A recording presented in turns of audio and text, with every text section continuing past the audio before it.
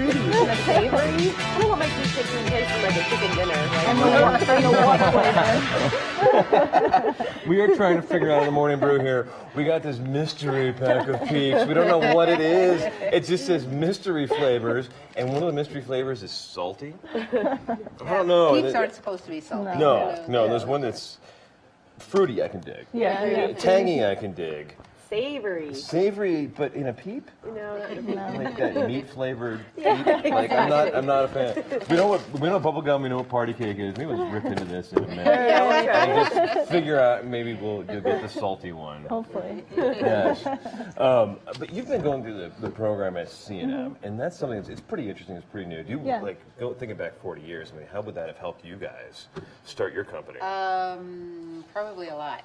Yeah. A lot, because it would have helped me with the business plan, obviously. Right. Okay.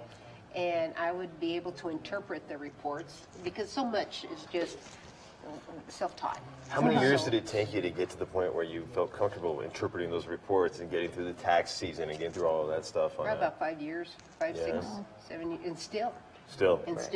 Yeah, things come up. Well, I pay people to do things for me that I should be able to do.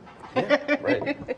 Well, that's part of the acceleration, right? Is to be able to get these companies to a point quicker where they can actually be operating and manufacturing the bags instead of worried about the taxes or just the entity formation, those kind of things. And that's really what we're hoping with all of our companies, that they're able to move forward faster. And that's the whole point of an accelerator. And I think Ginny's a really good example of how that's working. And we'll continue to do 3 cohorts a year. So we're hoping to accelerate 30 to 45 businesses.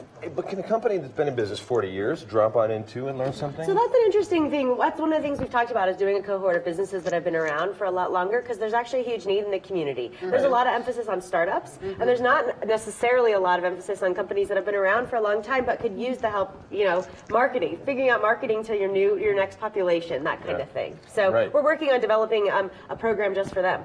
Oh, that'd be great. Yeah. And I think if you can incorporate some sustainability.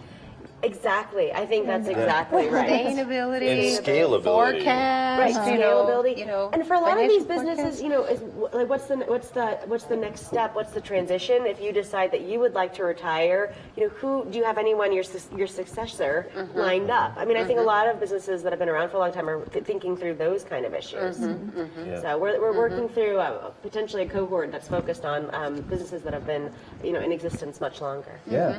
You don't think about it. Like, you're not thinking about who your successor for the company will be in 30 years. But, I'm not thinking about retirement. right. But at some point you'll have to figure all of that out. Yeah. And how do you do you sell the business? How do you even make it happen? Right. Are there students that might be interested in stepping in? I mean, those kind of questions. That's right. Or if you wanted to open more than one location. That's right. Yeah. How do you grow up beyond your first location? How do you grow up beyond your first few employees? Absolutely. Well, we'll talk about some of this stuff in just a second. We're back on the Morning Brew, and we might just break into this and see what some of these are on the Morning Brew with friends. Let's see.